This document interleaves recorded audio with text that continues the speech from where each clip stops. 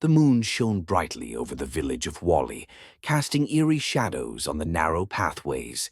Ada, the daughter of a wealthy merchant, walked through the night with her heart pounding in excitement.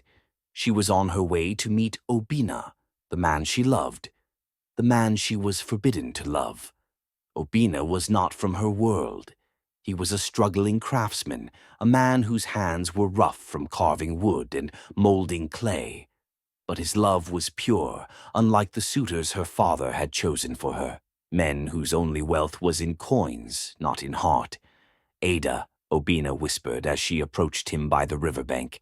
He pulled her into his arms, the scent of earth and sweat mixing with the jasmine in her hair. "We have to leave," she whispered. "My father has arranged my marriage to Chief Okonkwo's son. I cannot marry him, Obina. I cannot." Obina held her tighter, his mind racing. He had nothing to offer but his love. But was that enough? In the heart of the village, Ada's father, Chief Ezendu, sat before a dimly lit shrine.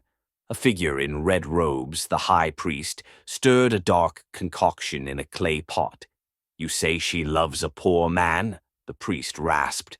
"Yes," Chief Ezendu said bitterly. "She defies me. If she marries him, my family name will be disgraced. I need her to forget him, to love only the man I have chosen." The priest nodded and dipped his hand into the pot. "Then the ritual must be done. But be warned, Chief. This magic binds love and fate. If another force interferes, tragedy will follow." Chief Azendu nodded, blind to the warning. All he wanted was control. That night, Ada's food was laced with a love-binding potion. When she woke, the name Obina was a distant memory. She felt nothing for him, not even hatred, just emptiness. Obina was shattered. One night she loved him. The next she acted as though he were a stranger. No tears, no regret, just cold, hollow eyes. Desperate, he sought the wisdom of an old seer who lived in the outskirts of the village. The woman listened to his pain and then whispered, "She is under the spell of the gods, but love, true love, is stronger than magic. There is a way, but the price is steep." Obina was willing to pay anything. That night he performed the counter-ritual, unaware that reversing magic so strong came with consequences. At dawn, Ada woke up screaming. The memories flooded back, and so did the love, the passion, the stolen kisses, the whispered dreams. She ran to find Obina, her heart racing. She had to see him, had to touch him. But as she reached his home, her knees buckled in horror.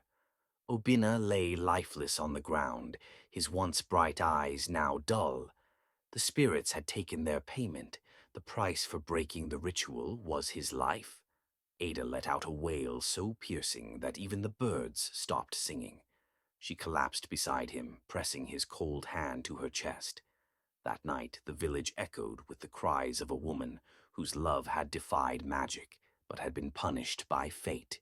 The people of Wally still tell the story of Ada and Obina. Some say she went mad and disappeared into the forest. Others claim she returned to the riverbank where they first met, whispering his name to the wind until she, too, faded into legend.